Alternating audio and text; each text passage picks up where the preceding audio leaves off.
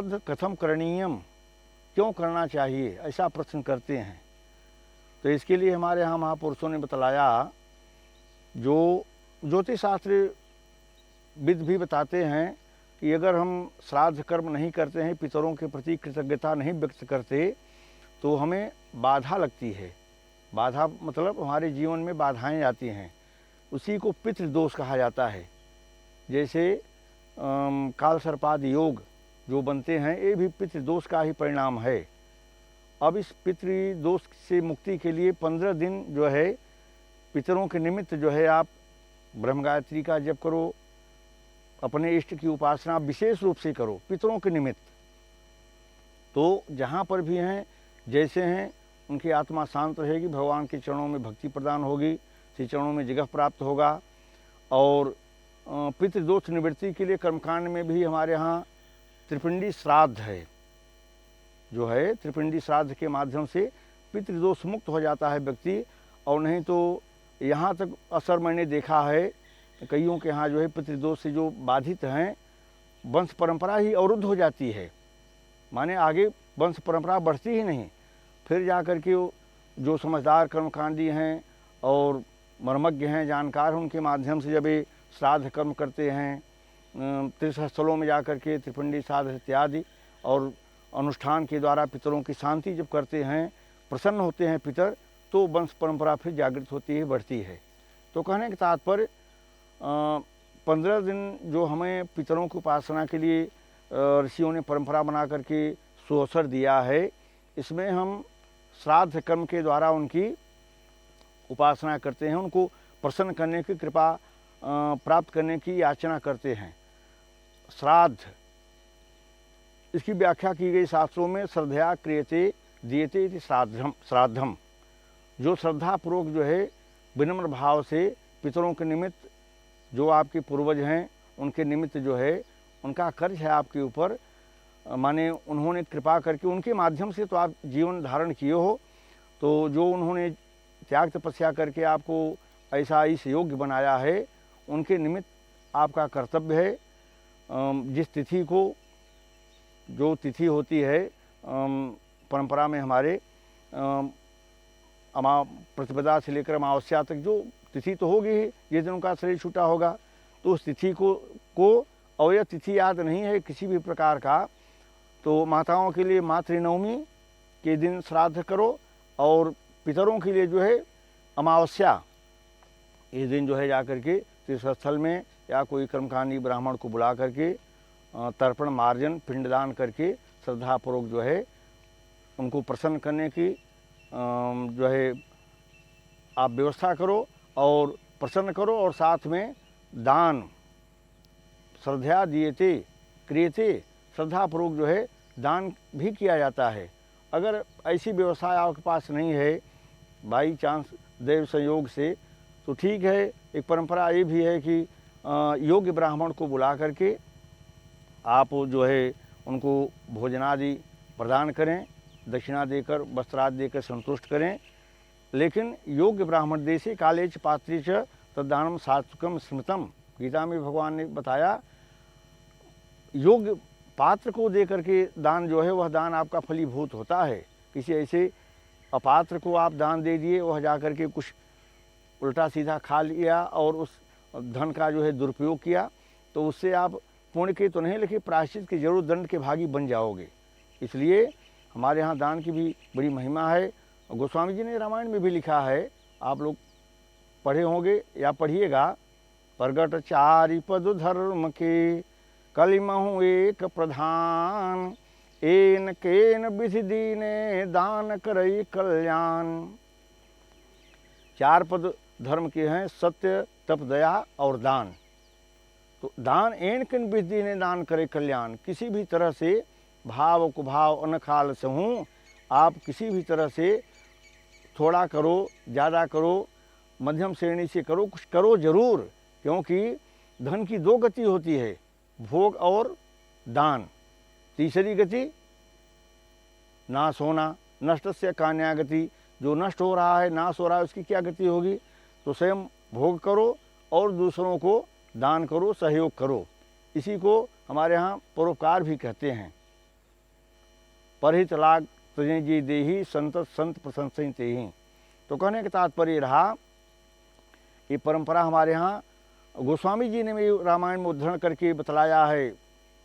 जैसे प्रसंग आता है किष्किंधा कांड में, वहाँ पर संपाति ने जब सुना कि हमारे भाई जो है जटायु का शरीर छूट गया है और राम काज कारण तुम त्यागी, सुन करके बड़ा दुखी हुआ कि हमारा भाई जो है इस संसार में नहीं है।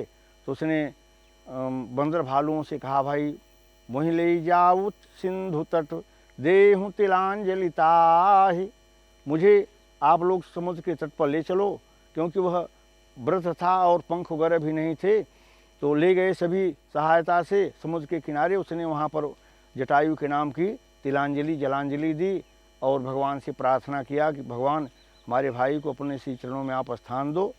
तो कहने का तात्पर्य प्रभु श्री राम भी इस अपने पिताजी के दशरथ जी के जब शरीर छूटने का समाचार उनको मिला, प्राप्त हुआ, तो उन्होंने भी जाकर के नदी में स्नान किया और दशकात विधि से तिलांजलि दे करके और जो है यथाशक्ति जो है पितृ तर्पण किया। तो कहने का तात्पर्य यह परंपरा सनातन धर्म जब से प्रारंभ हुआ है, सनातन शब्द से को अर्थ कहा भाई जो अनादि काल से चला आ रहा है, इसको जो है किसी महापुरुष ने प्रतिष्ठित नहीं किया है। और इसी सनातन परंपरा की सुरक्षा के लिए समय समय पर भगवान जो है अंशावतार और पूर्णावतार के माध्यम से प्रतिष्ठित करते हैं। जैसे गीता में भगवान ने कहा, यदा यदा ही धर्म से ग्लानिर्भवति भारत अभ्युत्थान धर्म सिद्धात्मान सृजाम्य हम, मैं धर्म की स्थापना के लिए संस्थापना के लिए पुनः समय समय पर मैं प्रकट होकर के और धर्म की प्रतिष्ठा करता हूँ और जो अत्याचारी दुराचारी पापाचारी हैं उनका संहार करता हूँ। कहने का तात्पर्य गोस्वामी जी ने भी इसी को बताया कि जब जब हो धर्म कर हानि बाढ़ असुर अधम अभिमानी, जब जब जो है धर्म का पतन होता है, लोप नहीं होता। ये भी याद रखना है आप लोग। कभी भी आप देखो अरे धर्म लुप्त हो गया, धर्म, ऐसा नहीं है। धर्म का लोप होता ही नहीं। हाँ, पतन कुछ काल के लिए लगता है, अरे धर्म तो गया, सब अधर्मियों का ही साम्राज्य हो गया है, धर्मी ही बढ़े जा रहे हैं, ऐसा नहीं है।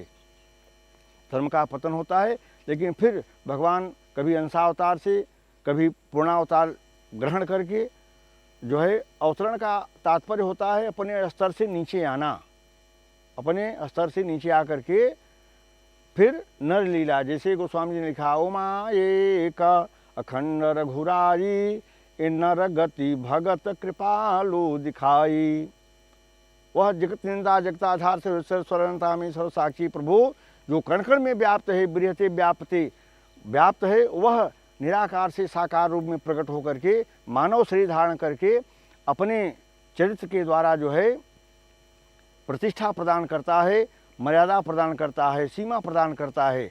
उस सीमा से चल करके जन सामान्य जो है अपने जीवन के लक्ष्य को प्राप्त करके जीवन को धन्य कर लेता है।